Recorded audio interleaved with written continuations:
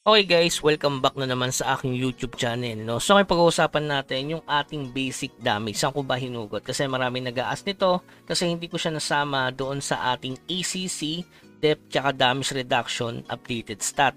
So kung gusto nyo makita yon, paano kung hinugot yung 470 na damage reduction against PBE, pati na rin yung 500 ACC tsaka 500 depth. Nandito yung video guys. Okay, so sa ngayon pag-uusapan natin sa ko ba hinugot yung basic damage. So ano ba yung basic damage? Diyan yung minomultiply yung critical, syempre at saka at the same time yung skill damage. Including na rin syempre yung skill damage na stat. Okay, multiplier din yan mga boss. Kaso specific lang para sa skill. Hindi katulad kapag basic, pwede yung critical sa normal attack, 'di ba? Tsaka yung sa skill.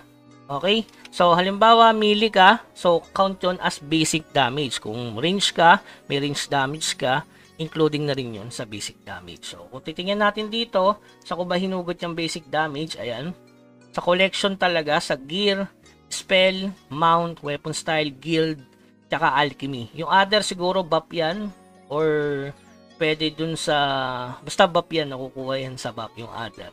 So, hindi ko ma-specific ko ano pa yan. Tapos yung sa melee damage ganun din.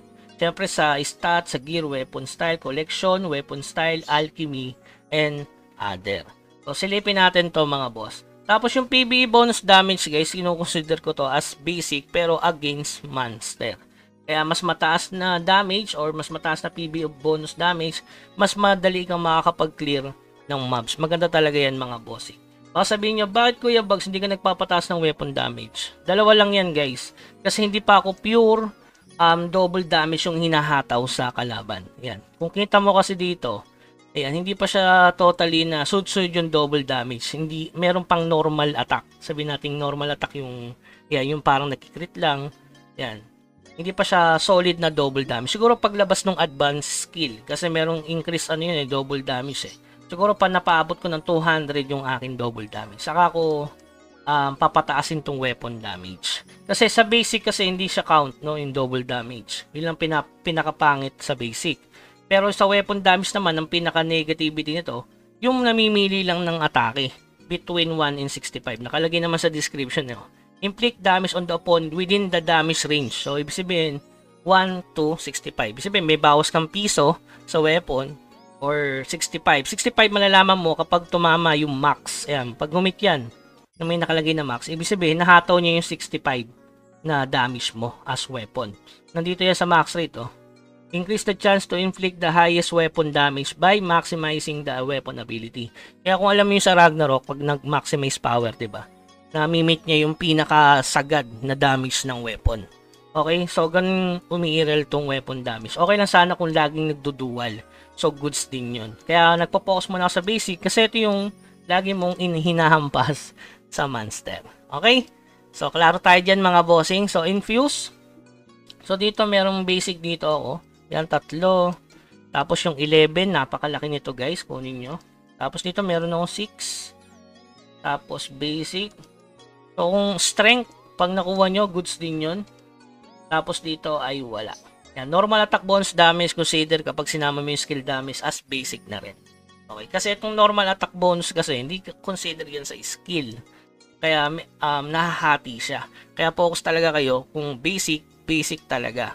So kapag naglagay ka ng strength, isang basic. Kapag nag-second at third advance ka guys, madadagdagan din yung inyong basic kasi tumataas yung strength. So ibig sabihin, pag nilagyan ko ng strength, 1 basic attack yan guys. So kita naman yan dito sa option guys. Kaya maganda rin yung strength. So saan man nakakuha ng strength? Yung over-ups ng mga Nitro gear. Diba? So yeah, mahalaga rin yung strength guys. Marami kasi siyang bigay. Meron siyang pagdalawang strength, isang accuracy na yon. Tapos melee damage 70. Okay? Tapos yung sa refinement natin, ayan, syempre kunin mo na rin yung mga basic. Dito kasi hindi ako nakapokus masyado sa ACC. Yung iba kong ano. Pero dito sa second build ko sa accessory, ayan, kinuha na yung mga ACC. Pero halo pa rin. Hindi pa siya perfect kasi wala pa tayong budget. So, ayan, basic damage. Tapos dito, may mga basic damage din katulad nito. Ayan, katulad nitong ano, compass. Kung ma-overups mo to, madadagdagan yung strength mo. Ayan, no? Sobrang solid to, di ba? Tapos yung sa Nitro Gear nga, meron ng basic dito, basic depth, ayan. Okay lang yan mga boss. Tapos overups nito, makakuha kang strength, di ba? Ay, vitality lang pala to. Tapos over-ups na weapon, guys. Kasi pag tumataas yung weapon, nadadagdagan yung basic.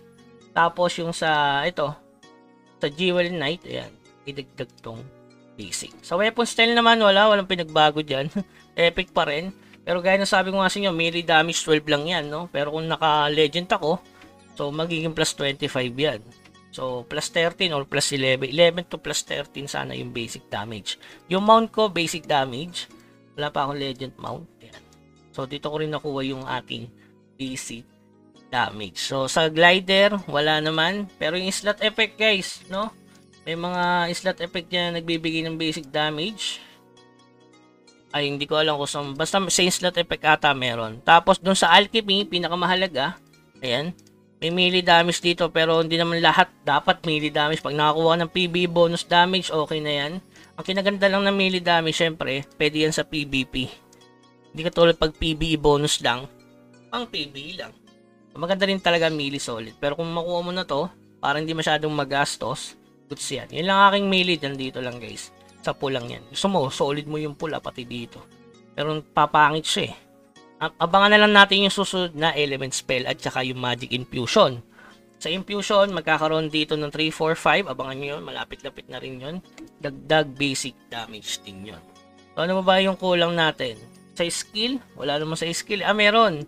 Yung ating ito, Wave of Inspiration. So, pwede mo siya i-level 3. Magkakaroon ka ng basic damage plus 3. At pinakahuli, syempre, yung collection. Sa collection kasi talaga, guys, yung basic natin. Ayan, basic 31. Tapos, add mo yung melee damage. 6 ata melee damage ko dito. Ayan, melee damage 6. Kaya total, meron tayong 38, no? Ayan, 37 lang pala na basic damage. Yan. Yan yung total ng basic damage natin, guys. Sa mga nag-aas. Okay? So, yun lamang, guys. Keep grinding. Huwag kalimutan mag-subscribe sa ating channel. Hanggang sa muli. Paalam.